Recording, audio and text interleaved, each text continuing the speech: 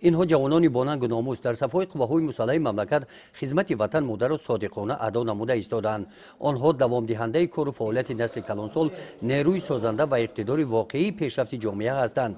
در ناحیه وسیع قسم حربی 13483 وزارت مدافع جمهوری تاجیکستان مستقر در این ناحیه تحت توجه مقامات اجرایی حاکمیت دولتی ناحیه قرار داشته در عرفه این جشن‌ها چاره‌بینی‌های گوناگون معرفتی و فرهنگی اینجا دایر کرده می‌شوند.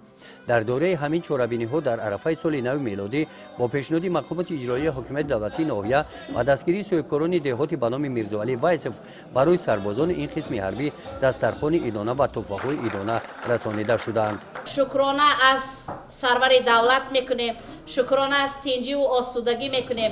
در حقیقت ما امروز افتخارمندیم که با رتبه های گنرالی و پالکونیکی پهلوی ایشان ایستاده ایم، قامت افراخته کرده ایم و شما را با سال نو میلادی مبارکباد میگویم. مبارک شود سال نو.